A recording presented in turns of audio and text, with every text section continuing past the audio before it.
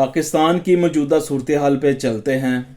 मौजूदा ग्राउंड की रियलिटी क्या है, सोशल मीडिया पे कौन सी खबरें ज़्यादा गर्दिश हैं। एक तो आज 9 अप्रैल कह लें कि आज वो स्याह तरीन दिन है कि जिस दिन इमरान ख़ान की हुकूमत को, इलेक्टेड हुकूमत को, और 22 करोड़ के वोट से वो इलेक्ट हो के आया था और उनकी असम्बलियाँ तहलील की गई और चोरों, डाकुओं, गुंडे, बदमाशों को हमारे ऊपर मुसल्लत किया। तो आज कहें कि 9 अप्रैल वो स्याह तरीन दिन है कि जब एक इलेक्टेड प्राइम मिनिस्टर की असम्बलियाँ तहलील की गई। इसके अलावा मरीम नवाज़ की खबर बहुत ज़्यादा सोशल मीडिया पे है कि एक औरत उसके साथ फ्रेंड पे वो वीडियोस बना रही है, तो वो उसको इंग्लिश में कह रही है कि क्या आप चोरों के जो टब्बर हैं आप उस ख़ानदान से हैं, या वो कह रही है कि जो चोर हैं पाकिस्तान के आप उनकी मेंबर हैं। तो वो पहले मज़े से अपना जो है उसके साथ वीडियोस बना रही थी, तो बाद में उसने जब गौर व फिक्र किया लफ्ज़ों पे तो उसने कहा तो ये तो इसने तो मुझे हिट कर दिया। तो इसलिए इमरान खान कहता है कि ये कोई ख़ासे पढ़े लिखे नहीं है और ना ही इनको कोई शऊर है। तो अब वो खबर सोशल नून लीग का जो सोशल मीडिया उसको डिलीट करने की बहुत कोशिश कर रहे हैं, लेकिन वो आग की तरह जो है सोशल मीडिया पे वायरल हो रही है खबर। इसके अलावा चिन्योड़ में एक वाक़या पेश आया कि एक खातून ने एक सहाफ़ी को दिन दिहाड़े बाज़ार में जनाब 3-4 फायर मारे और उसे कत्ल कर दिया। उसकी भी हिस्ट्री आपसे थोड़ी सी शेयर करता चलता हूँ, जो मैंने देखा, सुना और पढ़ा है।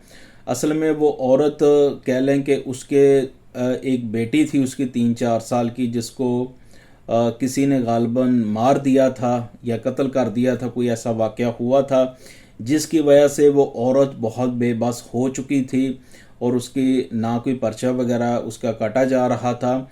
तो वो जो सहाफ़ी था वो उसका गालबन वो मल्ली था कोई, तो उस सहाफ़ी ने उसको यकीन दिलाया कि इस केस की मैं पैरवाई करूंगा और चिन्योड़ का जो डीपीओ है मैं उससे भी तुम्हारी मुलाकात कराऊंगा, लेकिन ख़र्चा वगैरह पैसे लगेंगे।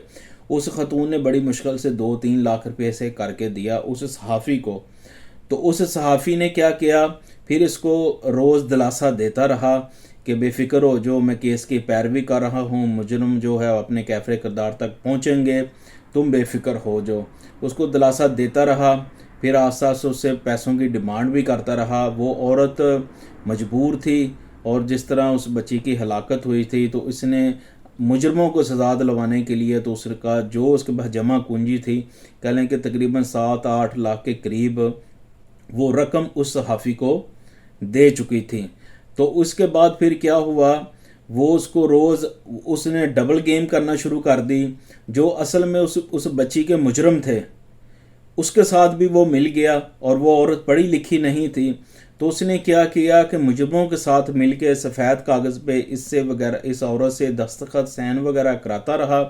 तो इसको नहीं पता चला, इसने कहा ये सहाफ़ी है, मेरी वाज़ बनेगा, कुछ मैंने इसको पैसे भी दिए हुए हैं, तो ये मेरी डीपीओ से भी मुलाकात कराएगा और मेरे केस की भी पैरवी करेगा। लेकिन क्या हुआ कि उस सहाफ़ी ने जो इस पर सैन करवाए थे, असल में उसने वो सुलहनामा के सैन करवा ले थे और मुजरमों को उसने उस केस से निकवाल दिया। फिर वो औरत बज़न होगी, उसने कहा एक तो इसने मेरे से पैसे ले लिए तकरीबन 6-7 लाख के करीब, उसके बाद इसने मुझे डीपीओ से भी मेरी मुलाकात नहीं कराई, और तीसरा इसने ये जुल्म किया कि बजाय मेरे केस की पैरवी करता इसने क्या किया जी, मेरे सफ़ेद कागज़ों पे मेरे दस्तखत करवा लिए सुलहनामे के, जो मुझे पता ही नहीं है। तो इसलिए वो बहुत ज़्यादा बज़न हो चुकी। जैसे ही वो फिर आया, और पाकिस्तान में तो अब असला ख़रीदना रखना कोई इतना मुश्किल नहीं, हर दूसरे घर में असला होता है। उसने फिर एक पिस्तौल का बंदोबस्त किया। जैसे ही वो फिर मल्ली नाम का सहाफ़ी आया, उसने 2-3 उसे फैर दे मारे और बाज़ार में उसकी कह लें कि लाश पड़ी है, लेकिन अभी वो तड़प रहा था। लेकिन उस औरत को अभी इतना उसको जोश था, जुनून था या गुस्सा था, तो उसने देखा कि अभी तो ये ज़िंदा है, तो उसने फिर इसके ऊपर जाके एक और फैर मार दिया। फिर वो एक दुकान के अंदर जाती है, उसने जाके फिर अपनी टांग में एक फैर मारना, शायद तो उसने केस बनाने की कोशिश की कि चले मैं भी किसी तरीके से फिर बच जाऊं। لیکن اس کا فریکچر زیادہ ہو گیا. وہ ٹانگ میں اس نے گولی تو اس لیے ماری کہ چلیں کیس میں کچھ نرمی آ جائے گی، لیکن وہ زخم زیادہ گہرا ہوا یا اس کا زہر زیادہ پھیلا تو اس کی بھی ہلاکت ہو گئی. اب پہلے تو اس نے صحافی کو مارا، خود بھی وہ چلے گی. اصل بات کرنے کا مقصد یہی ہے کہ پاکستان میں آج بھی عدل انصاف جو ہے وہ آزاد نہیں ہے.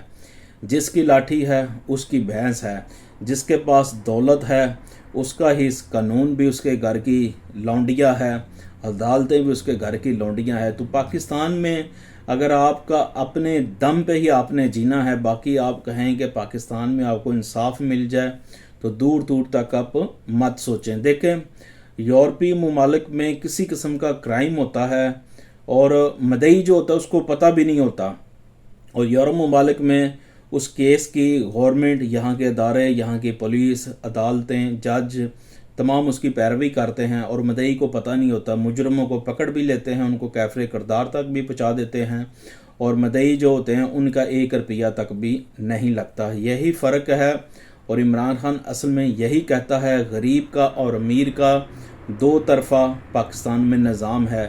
ایک سسٹم ہونا چاہیے تب بھی جا کے یہ نظام ٹھیک ہوگا. لیکن پاکستان کی جو موجودہ صورتحال ہے، کرپشن، بے ایمانی، جھوٹ، غیبت، ہر چیز میں ملاوٹ، تو کہہ لیں کہ بس نہایت افسوس کے ساتھ صد افسوس ہے ہم صرف ایک نام کا ہی مسلمان ہے، باقی ہمارے اندر ایسی کوئی چیز نہیں ہے. اللہ پاک آپ کو ہم سب کو اپنی حفظ و امان میں رکھے. السلام علیکم.